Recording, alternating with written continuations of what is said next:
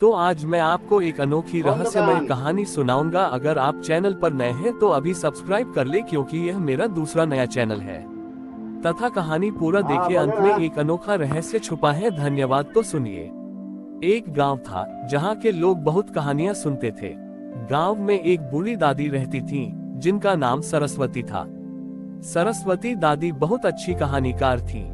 गांव के बच्चे हर शाम उनके पास जाते और उनसे कहानियां सुनते। सरस्वती दादी की कहानियां सिर्फ मनोरंजन के लिए नहीं होती थीं, बल्कि उनमें हमेशा कोई न कोई सीख छुपी होती थी। लेकिन इस साल सरस्वती दादी बहुत दुखी थीं। उन्हें लगता था कि गांव के बच्चे अब सिर्फ शहर की कहानियां सुनते हैं और अपनी संस्कृति से दूर हो रहे हैं। वे दुर्गा पूजा का इंतजार कर रही थी ताकि वे उन्हें देवी की एक नई कहानी सुना सके। दुर्गा पूजा का समय आया। हमेशा की तरह गांव में पंडाल सजा और मूर्ति स्थापित हुई, लेकिन इस बार पंडित जी ने पंडाल में एक बड़ी स्क्रीन लगाई जिस पर देवी की कहानी एक फिल्म के रूप में दिखाई जा रही थी। बच्चे और बड़े सब अपनी अपनी जगह पर बैठे थे और फिल्म देख रहे थे। सरस्वती दादी को ये देखकर बहुत दुख हुआ। उन्होंने सोचा कि वे देवी को एक ऐसी कहानी सुनाएंगी जो किसी ने कभी नहीं सुनी होगी। उन्होंने 9 दिनों तक गांव का दौरा करने का फैसला किया।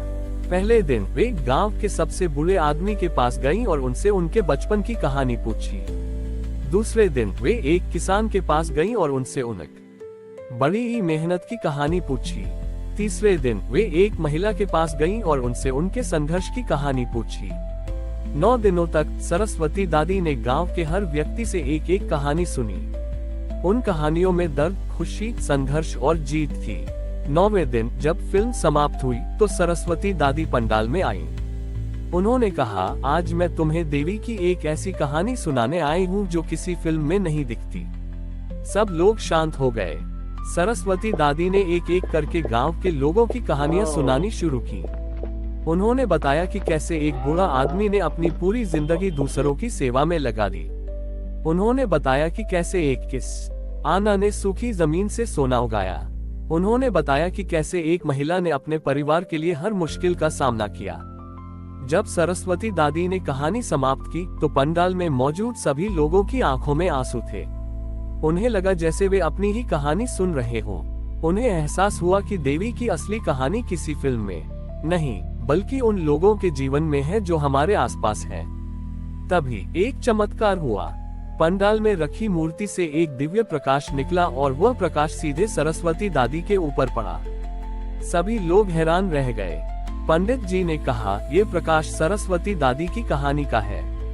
हम सोचते थे कि देवी की कहानी सिर्फ एक किताब में होती है, लेकिन आज हमें पता चला कि देवी की असली कहानी हर उस व्यक्ति के जीवन में होती है जो संघर्ष करता है और ईमानदारी से जीता है। उस साल की दुर्गा पूजा ने गांव के लोगों को ये सिखाया कि भक्ति का मतलब सिर्फ पूजा पाठ करना नहीं, बल्कि अपने आसपास के लोगों के जीवन को समझना और उनकी कहानियों का सम्मान करना है। सरस्वती दादी की कहानी ने गांव में एक नया आंदोलन शुरू कर दिया था। अब हर शाम बच्चे दादी के पास जाते और अपनी कहानियां सुनाते। वे सिर्फ देवी की कहानी नहीं, बल्कि अपने दोस्तों, अपने परिवार और अपने सपनों की कहानियां सुनाते थे। ये कहानियों का एक ऐसा आदान प्रदान था जिसने गांव को एक नया रूप दिया। एक दिन शहर के एक बहुत बड़े फिल्म निर्माता ने इस गांव की कहानी सुनी। वह हैरान हुआ कि एक ऐसा गांव भी है जहां लोग कहानियों को इतना महत्व देते हैं। उसने गांव का दौरा करने का फैसला किया।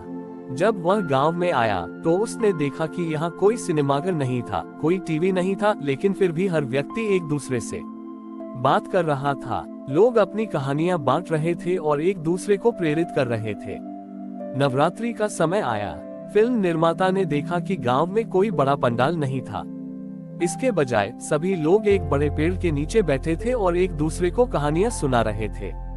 कोई एक बूढ़ा व्यक्ति अपने बचपन की कहानी सुना रहा था तो कोई एक बच्चा अपने सपनों की कहानी बता रहा था। 9वें दिन जब ये कहानियों का सत्र समाप्त हुआ तो फिल्म निर्माता ने सरस्वती दादी से पूछा, आपकी कहानियों में क्या जादू है?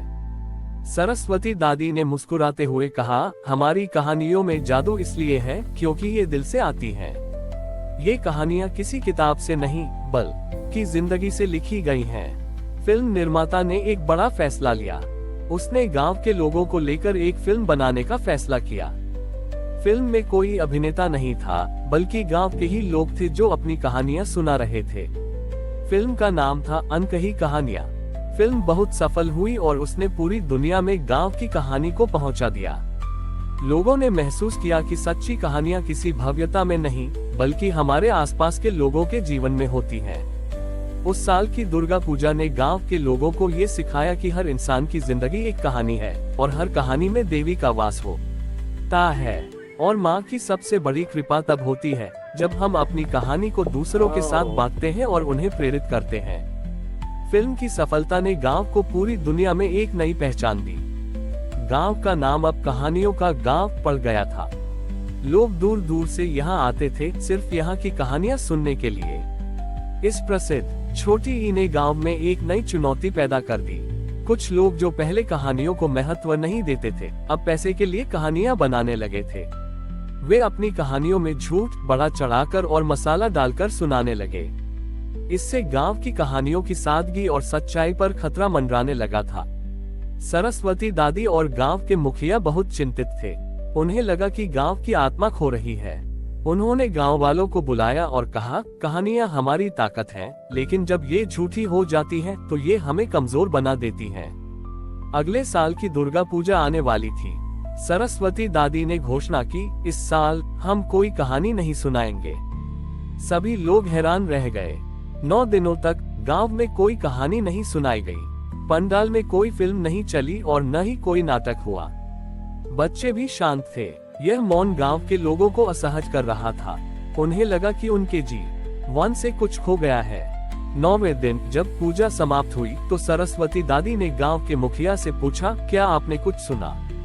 मुखिया ने कहा, नहीं दादी। सरस्वती दादी ने मुस्कुराते हुए कहा, तुम्हें सुनाई नहीं दिया, लेकिन मैंने सुना। मैंने हर उस बच्चे की कहानी सुनी जो अपने परिवार के साथ समय बिता रहा था। मैंने हर उस किसान की कहानी सुनी जो अपने खेत में काम कर रहा था। मैंने हर उस व्यक्ति की कहानी सुनी जो चुपचाप बैठकर दूसरों की मदद कर रहा था। उन्होंने कहा, सच्ची कहानियां सुनाई नहीं जाती, वे जी जाती हैं। गांव वालों को अपनी गलती का एहसास हुआ। उन्हें समझ में आ गया कि कहानियां सिर्फ बोलकर नहीं, बल्कि अपने कर्मों से भी लिखी जाती हैं। उस दिन के बाद से गांव में किसी ने कोई झूठी कहानी नहीं सुनाई। उस साल की दुर्गा पूजा ने गांव के लोगों को ये सिखाया कि हमारी जिंदगी ही हमारी सबसे बड़ी कहानी है और माँ की सबसे बड़ी कृपा तभी होती है जब हम अपनी कहानी को सच्चाई और ईमानदारी से जीते हैं। हमारी और भी आध्यात्मिक एवं अनोखी कहानियां देखने के लिए हमारे चैनल पर जाएं तथा धार्मिक एवं पौराणिक अनोखी कहानियां हमारे चैनल पर है।